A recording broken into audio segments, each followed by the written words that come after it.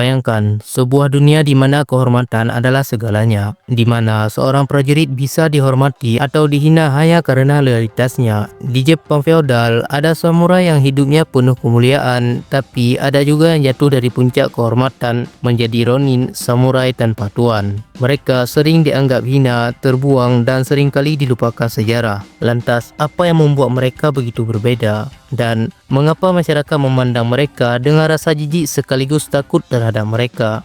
Di video kali ini, kita akan membahas kisah tragis yang akan membuka mata kita tentang sisi gelap dari dunia samurai. Ronin adalah seorang prajurit samurai tanpa tuan pada masa Kekaisaran Jepang. Seorang samurai bisa menjadi ronin dengan beberapa cara yang berbeda. Di antaranya, para tuan itu mati atau jatuh dari kekuasaan hingga mendapat pengkhianatan.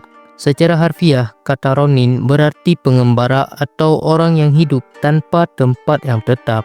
Pada era Nara dan Heian, istilah ini digunakan untuk budak yang melarikan diri dari tanah tuannya dan memilih menapaki jalan hidupnya sendiri. Banyak dari mereka kemudian beralih ke kejahatan untuk bertahan hidup, bahkan menjadi perampok yang ditakuti. Seiring waktu, kata itu dipindahkan ke hierarki sosial menjadi samurai nakal. Samurai ini dipandang sebagai penjahat dan gelandangan, orang-orang yang telah diusir dari klan mereka atau meninggalkan tuan mereka. Dalam Kekaisaran Jepang, samurai adalah anggota sistem kasta militer yang berpengaruh. Prajurit lapis baja ini tumbuh menjadi tokoh penting di abad ke-12. Mereka lahir pada awal pemerintahan militer yang dikenal dengan sebutan shogun.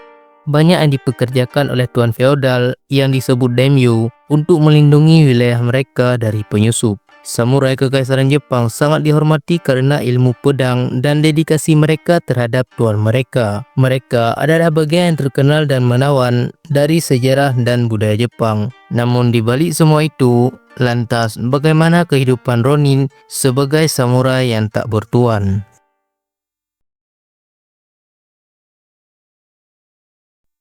Ronin atau samurai tak bertuan memilih untuk melawan tradisi dan melanjutkan hidup jatuh ke dalam kehinaan. Namun, mereka masih memakai dua pedang samurai kecuali mereka harus menjualnya ketika menghadapi masa-masa sulit. Sebagai anggota kelas samurai dalam hierarki feodal yang ketat, ronin tidak dapat secara legal memulai karir baru mereka sebagai petani, pengrajin, atau pedagang. Sebagian besar dari mereka akan meremehkan pekerjaan semacam itu. Ronin yang lebih terhormat mungkin berfungsi sebagai pengawal atau tentera bayaran untuk pedagang atau saudagar kaya. Ada banyak dari mereka yang beralih ke kehidupan kriminal, bekerja atau bahkan mengoperasikan geng yang menjalankan rumah bordil dan toko judi ilegal. Beberapa dari mereka bahkan mengguncang pemilik bisnis lokal dalam jaminan perlindungan klasik. Perilaku semacam ini membantu memperkuat citra ronin sebagai penjahat yang berbahaya dan kejam. Satu pengecualian utama untuk reputasi ronin yang mengerikan adalah kisah nyata dari 47 ronin yang memilih untuk tetap hidup sebagai ronin untuk membalas kematian tuan mereka yang tidak adil. Setelah tugas mereka selesai, mereka bunuh diri seperti yang dipersyaratkan oleh kode Bushido. Meskipun tindakan mereka secara hukum dianggap ilegal, bagi para ronin, itu adalah bukti kesetiaan dan pengabdian mereka yang tak tergoyahkan kepada tuannya.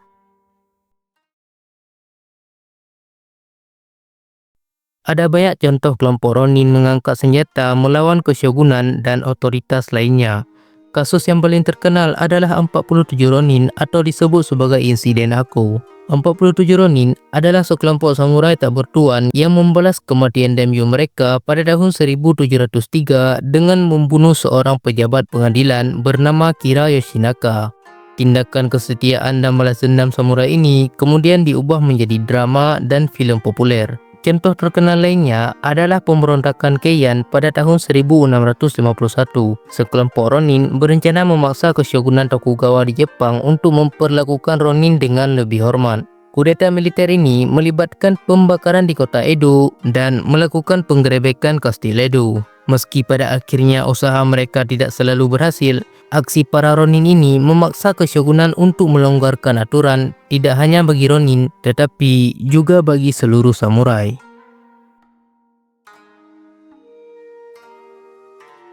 Meskipun menjadi ronin sering dipandang rendah, namun ada beberapa samurai yang menginginkan gaya hidup seperti ini. Para samurai percaya bahwa mereka dapat hidup lebih bebas dan terhormat tanpa terikat oleh kode Bushido yang telah direvisi. Selama abad ke-19, gerakan ronin menjadi daya tarik bagi para samurai yang sedang berjuang. Kekuasaan absolut Tokugawa yang menindas selama lebih dari 260 tahun akhirnya hampir mencapai titik akhirnya. Banyak yang ingin menyingkirkan Jepang dari orang barat dan mengembalikan keluarga kekaisaran sebagai penguasa negara yang sah.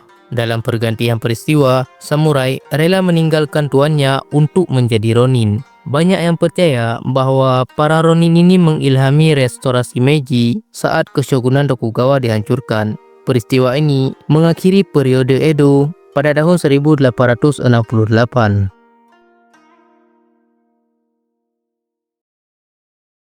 Selama periode Edo, dari Renga yang klasik, lahirlah sebuah bentuk puisi baru bernama hokku. Seorang ronin bernama Matsubasho mengangkatnya menjadi karya abadi. Puisinya berbeda, menolak arus besar zaman yang dipenuhi haikai dan Renga, dan justru menciptakan keindahan sederhana yang abadi hingga kini. Sebaliknya, Basho mulai membedah seni dengan menulis hokku menggunakan struktur 17 suku kata. Dia menyebut ini shofu atau gaya Basho. Karya Basho dianggap sebagai salah satu inspirasi paling penting untuk haiku.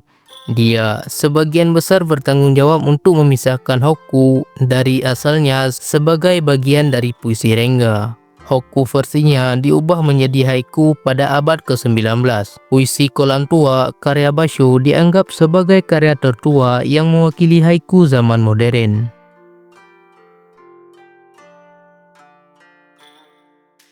Saat Jepang beralih dari feodalisme, peran ronin dan samurai juga berubah. Selama periode Meiji, Jepang mengalami proses modernisasi yang besar. Hal ini menyebabkan penghapusan kelas samurai pada tahun 1876. Oleh karena itu, kelas prajurit harus beradaptasi dengan seluruh Jepang. Mereka mengalami transisi dari pengikut feodal menjadi birokrat patrimonial, seperti yang dikatakan oleh para sejarawan. Restorasi Meiji mengakibatkan banyak mantan samurai bergabung dengan militer, menjadi guru, petani, atau pedagang. Restorasi Meiji menghadirkan peluang baru bagi ronin dan membantu mendefinisikan kembali tempat mereka dalam masyarakat Jepang. Saat ini, orang-orang Jepang menggunakan kata ronin untuk menggambarkan lulusan sekolah menengah yang belum mendaftar ke universitas atau pekerja kantoran yang tidak memiliki pekerjaan. Ronin mungkin tidak lagi berjalan di jalanan Jepang, tapi bayangan mereka masih hidup dalam kisah, drama, filem, bahkan dalam bahasa sehari-hari. Dari sisi gelap samurai, mereka meninggalkan warisan yang rumit antara kebebasan dan kehinaan, antara kesetiaan dan pengkhianatan. Dan mungkin disitulah letak daya tarik abadi mereka. Terima kasih.